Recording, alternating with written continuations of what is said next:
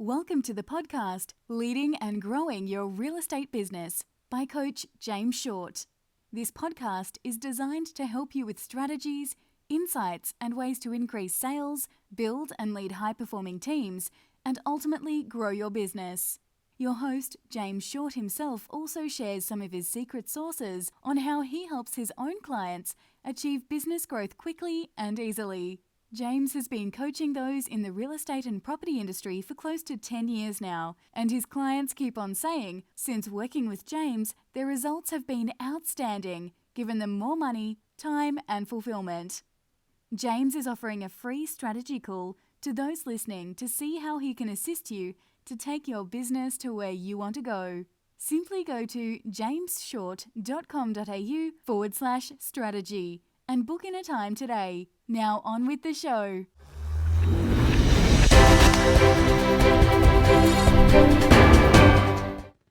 Hi, and welcome to another edition of Leading and Growing Your Real Estate Business. Coach James Short here, and welcome to another episode. I am pumped and excited. We have a good mate on with us today, sharing some amazing stories and secrets and strategies on, yes, that's right, you. Good friend of mine, Darren Bruce. If you check it out, darrenbruce.com.au. He is a performance mindset coach. He's a relationship ninja, I call him. He is a mover and a shaker. His background is in professional sporting. He was in the military, where he served in many leadership roles, and he's an entrepreneur. He's now built this business where he helps individuals to really blast through any beliefs that may be holding them back. It's his purpose to help an even greater amount of people feel deep joy, prosper, and reach their highest level of performance so they can do and have more of what's most important to them. Now, Darren says, how you feel is more important than anything else. You can only be your best if you feel your best. To prosper is to receive all forms of wealth. I love this stuff. Time, energy, money, connection to yourself and others. Peak performance is when you feel inspired, you have tangible, new, mind-blowing results that make you grow exponentially. All these three principles intertwine and support each other. Oh, I love it. I love it. I love it. Let's get him on the line, mate. Darren, so good to have you on the show. Thank you very much. Oh, you're welcome. My pleasure, man. Appreciate you having me on as a guest to the show. Love it, mate. So we've known each other for a number of years now, but I want to go back to, I guess, your start of your journey and how you got to where you are. So if you want to just share with the audience, where did it all start, and what's been some of those milestones over the years for you? Yeah, I mean, I grew up as a kid, really just, even before I could walk, I was hitting a golf ball with a tablespoon across the lounge room floor, apparently. Love it. So I fell in love with sport. I'd run around, I'd jump around, and Mum had to put a fake spider on the gate at 2 years of age, so I didn't climb over and run down the street. And I did that anyway. I'd go and steal I think I once rode my plastic tricycle down to the supermarket and stole a banana and came back home, and nobody even knew I'd left. So I was just a super active kid. And that was, the beginning of my journey. I think I was just always seeking like this playful higher level of performance. That was where I found a lot of, so to speak, joy. But also I felt like a bit of a loner at school as well, even though I kind of had friends, didn't really get invited to social outings. Never really got picked as the leader of the team in sports either. I always wondered why. And so, I played sport, semi-professional sport, for about 25 years. So that was the beginning of my journey. And yeah, there's been some key turning points. I look back to what I do now, and thanks for the intro. Appreciate it. I think moving from, like, I moved into a career as a personal trainer because I wanted to give people the physical experience that I had, whether that was the energy, vitality, the health. And then I went through these personal experiences where, like, I started realizing in my relationships, whether it was personal with my family or friends or professional, or also, seeking someone to be intimate with and like, that special someone, that, like, my health was great. Everything was great physically. And I'm thinking to myself, well, like, what's wrong here? What's going on?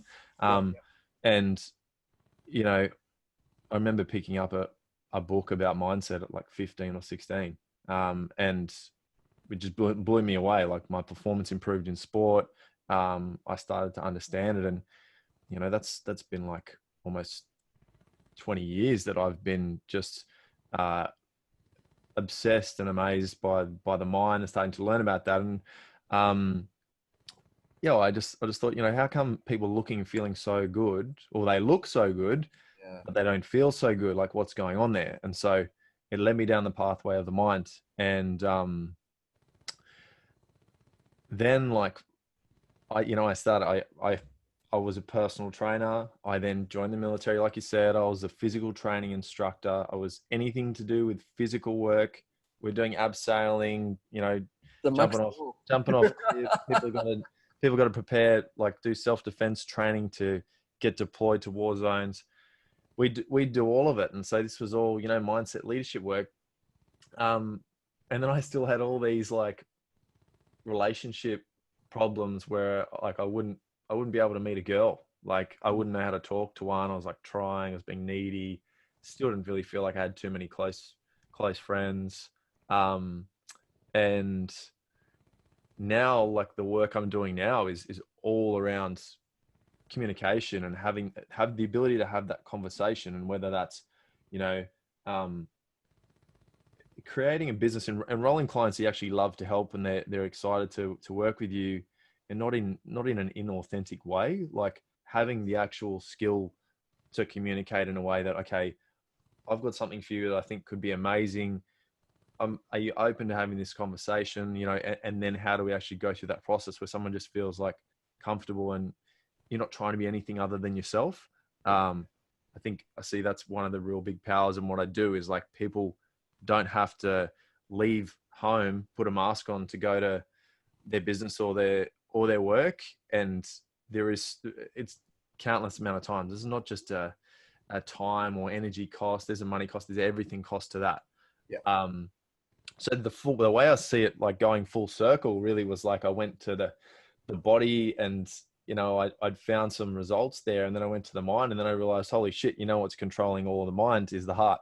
It's like, True. and when we talk about feeling good, like that's what it's about. And when I say it's not that feeling good is the most important thing, I must say that it's the first thing to happen that must happen if we want a new result. But then like there must be action after that. All I'm saying is that if you're taking action based off of, you know, a feeling of inauthenticity, anything negative you're experiencing, then you're most likely, like from what I've observed and what I've experienced myself, is you're going to create the same results in those conversations that you're going to have, that are going to, you know, create the drama-free relationship and allow you to keep growing as a power couple, or attract that person that you're going to grow with, or also within the business again, like enrolling clients or being able to have your team deeply trust you and like actually believe that you do want the best for them. So they're willing to do that for you as well within that environment. You've got like what you're just saying there, and I was like, oh, I got to hold on to that one. I got to hold on to that one, because there's so many. Like we deal with a lot of people in the real estate and the property industries, right? And what you're saying around, you know, taking on, you know, putting on the mask and the facade and going in, and you know, you may be looking good in your $2,000 suit and your $100,000 car, but what's actually that feeling inside? And the people that I speak to is a lot of emptiness. You know, they put on this facade, but really that they're hurting inside. So like, what would you say to those people out there who may be listening, who may be having that feeling of, well, you know, I'm big bravo on the outside, but I'm really hurting on the inside? Well, I mean, one of the really useful things that the first things I do with my clients is start to help them understand, like, what is that feeling? You know, why do you have that feeling? And let's normalize it, you know? So in my experience, someone will feel hurt because they feel as though they've been rejected by someone or something. It comes from there was a study done where someone was rejected from a job interview by one person. Yep. And they handled it quite well. But then they did the same test where two people or more were sitting in the chair when they gave them the news that they wouldn't be getting the job. And it was traumatizing for some people. So, it's that perception of being rejected from the tribe, like we're all seeking tribes. We start with the family and then seek more and more, right?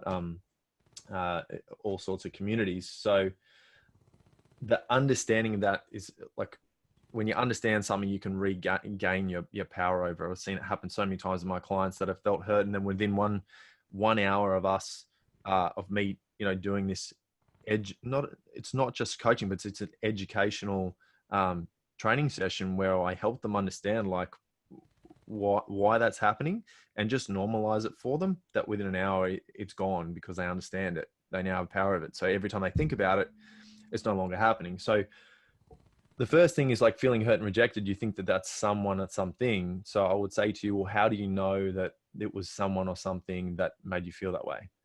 So, I mean, did someone reach out and put their hand down your throat and start to play with your feelings in your body, right? Like it's when something is so stressful and overwhelming, we think this person made me feel that way. That person made me feel this way. And it's just not true. And when we really think about it, it's not what happens to us. It's our observation of what happens to us, right? So that's the first step, realizing that, okay, well, even if I perceive someone else hurt me, and if you don't want to believe me that you created the feeling based on your observation of it, whose responsibility is it to change? Yes. Like, I mean, that's the first step. And then secondly, I'm just going to say from my experience that I'm creating the feeling that I have. And so if I see someone that's rejected me, then if I was okay with a time when I rejected myself, how could I not be okay with someone rejecting me? Ooh. Right? Yep. So then the question becomes, well, when is a time that you have hurt yourself or rejected yourself or betrayed yourself? Got it. I think probably the most critical leadership experience that I've had post-military, when I grew my business, I had my personal training gym.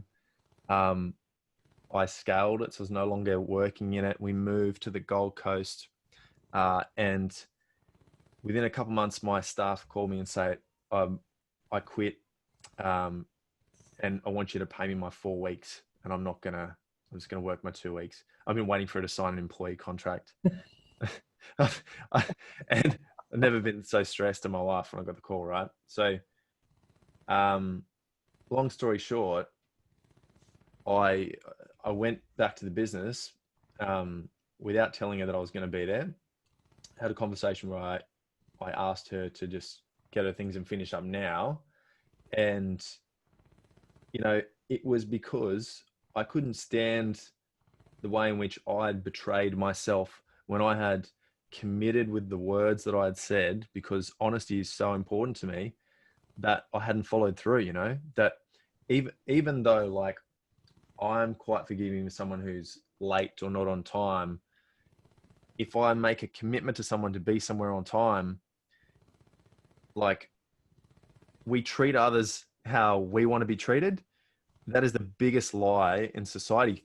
Treat others how they want to be treated. That's a definition of empathy, of compassion. Like, so if it's more important for them, for me to be on time, correct, even though I'm okay with being 5 minutes late, yeah, then it's about them. It's about like being empathetic to them. Yeah. So back to that story, I realized, like, I unraveled that, like the way that I handled that situation with the business was probably it was the worst I'd handled any situation in the business for the 2 years. It's probably why it scaled well when 90% of businesses fail for those first 2 years. That it had just hit a nerve that had really connected to all these like key moments going back for years, you know, since I was a kid, of like, it was actually about preparing. The whole thing was like learning how to prepare and plan ahead. You know, I had a dad who, like, we'd be sitting in the car and we'd be going to an event on the weekend, and he'd still be in the house 10 minutes later. Everyone would be getting angry. Hurry up, dad. You know, and what I'm teaching people in relationships is that, like, if you got something going on, like if you feel hurt, I would ask you, who taught you that? Yeah. You know, like, and so what I do is make you realize, well, okay, so someone you observed when you were growing up, or whether that's your main role models or other people, there was something missing. There was a resource that they didn't have. I call it digging for treasure. You know, we kind of dig down when that person felt hurt, and you observe them and you learn how to feel hurt. You obviously, you weren't observing someone who learned how to feel hurt and be able to process that, and be forgiving. So then you could remove that energy from your body, right? So that continues to take up hours and hours every day, every week, every month of the stress, and affect not only yourself but others that you work with or people at home, because you don't know how to cross that bridge just because you've never learned, right? Got it. I think that's an important thing as well. Like, it's not your fault that it's happening. Like I said, like, it's your responsibility to change it now that you're aware. But you just never learned how. So just on that, because this is a really amazing point, particularly when it comes to relationships and that communication piece, is what are you noticing some of the, I don't want to call it trends, but you've been working with a number of clients over the years. You've seen many different relationships, and obviously with the introduction of and the scale of the likes of social media, you know, the Insta world, all that kind of stuff. What are you noticing are some of the patterns that are coming out in the relationships that, you know, you've said are drawing up from the past of, you know, as you said, where did you learn that? What are you noticing as some of the, I guess, the friction points in relationships at the moment? Well, I mean, firstly, there's only one reason whether a relationship succeeds or fails, and that's resourceful strategies or unresourceful strategies. Like I said, like, if someone doesn't have the resource of how to regulate their emotions, then acting from the way in which they feel, feeling like you said, like, if you're listening to this, and you're a real estate agent and you don't feel as though you can tell the truth to the person that's most important to you, that you're living with, or your staff or your team or your friends, then, like, that's a big problem. Right? Yeah, bloody oath. Yeah. So what I'm saying is, like, that's because you don't have the strategy. You don't have the resource of how to change it. Yeah. So that's the first step. But as far as trends go, because I understand, like, I don't only have what I would call an ideal relationship, but, you know, I've trained in like 30 years of research of what are the predictable kinds of people that we're being in those ideal relationships, what's important to us. And because I understand that, I then can relate that to the trends that I see. And there's three key things. You got to become best friends, lovers, and parents, right? Yeah. And so we might have a couple where they're best friends, they're lovers, but they don't actually have anything to care for. So the relationship dies. Got it. Because what's the purpose of a relationship? There's the cat.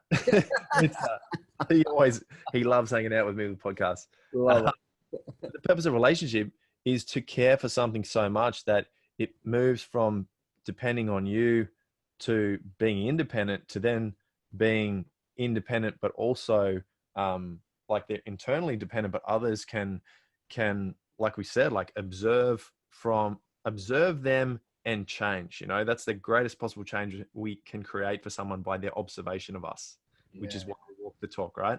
Love it. So, and that can be, it's not just a baby, it's a business, it's a plant, it's an animal. One of those things with a couple, like the whole purpose is to develop and care for that thing So, and think of a business, you put systems in place, right? So it's become independent of you. So then it can serve others, right? That's what it's all about. So we also got to get out of the mindset that it's actually about us as well. Good point. And the number one pillar of an ideal relationship is to contribute. Yep. So makes sense. So what I then say is the trends I see, that's not so much a trend that the relationship will fail because they're not being parents. I think parents is really strong, because I think that within like who I've worked with, my experience, and just like consistent communication I see and observe with people online, is that we've learned how to be like the skill set of parenting because we might have seen something from our parents that could improve and started to take on that role. So like I said, if we're observing someone, we're learning that behavior. I think we're learning how to be parents at some level. We're learning how to be lovers at some level. I don't think we're learning how to be best friends much. Yeah. Because Great point. And best friends equals trust. Got it. If the lover in a relationship, or you as the lover, was a house, then trust would be the foundational concrete slab that you build for that to sit upon it, right? Yep. So, an excellent relationship can take 3 to 8 months of you're dating, you're having fun. That's how you become best friends. I didn't even think I was going to marry my wife when I met her. Yeah. And we were but she was always the person that I'd call her up and we'd have such a free flowing conversation like you and I do. Yep. And then it was just one day, boom, it hit me. I didn't realize that. It's like, boom, it's like, okay, cool. But you've developed that best friend component. Yeah. And that's what I never had, because I never observed that from my parents. And I think that's a societal thing where, best friends is about play. It's being childlike. You're going to go have fun and adventure. And, we're our own worst enemy when we think that, okay, we can't have fun because we've got the kids here and we've got to do things this way. I say, fuck that, like. Yeah, let's that's such a mindset, isn't it? It's such a belief and program that people run that you can't have like, oh, right, you can't do this or you can't. Who says? And as you said, and coming back to your point, where did you learn that? Like that question is such a powerful question, because then that ties into your resources and being resourceful and your strategies and therefore to move through it. Yeah. Love it. Like let's tie that together. Like I believe that someone saying that, if you're saying that we can't have fun, we can't still date or go out on date nights. And I just want to have a huge segue in what I'm about to say. My wife and I have just had a daughter, 7 months old. It's so much more challenging, when the baby's just that old from when you can get a carer. But I'm talking about, not just that period, but afterwards, you should be able to date. You should be able to go and have fun and include them in the fun. I would say if you're saying that you can't, then that is the codependent parent. That is what you have learned, because like I said, if you listen to what I said before about what's the purpose of a relationship, to actually care for someone until it's interdependent. That means it's not dependent on you anymore. And that also means that you're not dependent on them either. So to say that, oh, we can't have fun because we've got the kids doing this, that you're basically saying that you're dependent on them. And I think that happens because we don't learn in society. We don't have a playbook like I have that shows, oh, the purpose is actually to care for these people so they can become like super powerful, independent adults that then others can rely on without like emotional bartering. Yes. And like that's what I feel is happening so regularly. And I think a big reason it's happening, and it's so awesome why what you do, because I know you help set goals so much. I know you have the word goals in what you do, that a couple or the person aren't doing that beyond the family, right? Like I teach this visual model that shows the 4 seasons of relationships that you'll go through as a couple. And, the first season, let's call it like spring, that's when best friends happens, right? And then summer is introducing to the family. The woman, the most important thing is that she wants to know that the man can provide, right? it's not about who's receiving the most money. It's just that he's bringing home the bread, like the basics. She can feel safe enough. The man just wants to know that he's got someone who's loyal. Yeah. So we move through that season. Then the third season that's when you start to give birth to something, right? A kid, a business, a plant, an animal, like something you're caring for. The parents are the parent identity is born within you together as a team. And then the fourth season is where I just don't think a lot of couples get to, as far as like, power couples that really want to grow and take things to the next level, even though they have like drama-free relationships, is you're setting goals. How do you actually do that together? And that is what like prevents them. What's going on with the kids? We've got to make sure that we're here for this. Whereas the greatest possible change that you could create within them is their observation of you setting goals and working together to take things to the next level. Yeah. So then they know that they can be independent of you. They don't need you around to do something, that they can start doing that themselves and be their own person. I love it. I love that analogy of parenting, in that, because sometimes people have the ideal of parenting as having children, but as you said, it could be a plant, it could be a business, it could be a pet. It has so many different connotations to it. And the second bit of that is around that goal setting and that communication, because even if you do have kids or thinking about having kids, they are sponges, and they look at every action and inaction that you do. And that's where, us as adults, we learn it from our society and our upbringing and our parents and so forth. So such a powerful thing. And I just want to say that, like, if you're listening to this and you're saying, shit, I'm actually doing that. Like I'm not setting my own goals. I'm not being independent because, I feel as if, like I still want my kids around, because I can't even imagine what it'd be like without them, right? With what I would do with my own time. And I coach so many people like that I'd say, firstly, it's not your fault if you just discovered this. Like, you were doing your absolute best at your conscious level, right? 5% of our day, we're consciously acting. 95% underneath the surface, you can never know everything. So I just want to make you really clear and aware of everything I'm saying is not to judge you or make you feel bad. There's no right or wrong.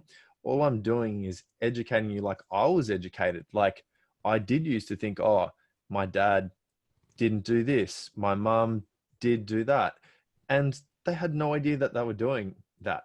Like, it's so important to know that, to understand that. Like, every person that you're having a challenge with, like, they, most of the time, if you learn how to communicate with them, they actually didn't have the intention to hurt you or do anything negative towards you.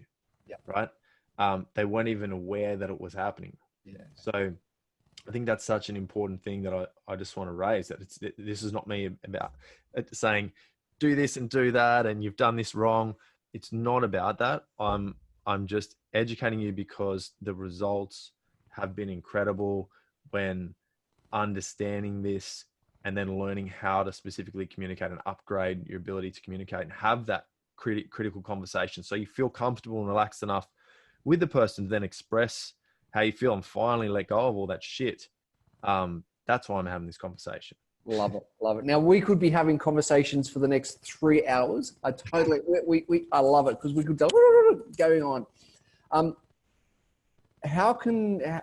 Where can the listeners go for more? Because we're just touching the top of the iceberg here. Where can we send them to find out more information? Where can they go and reach out to you? Where can they connect with you?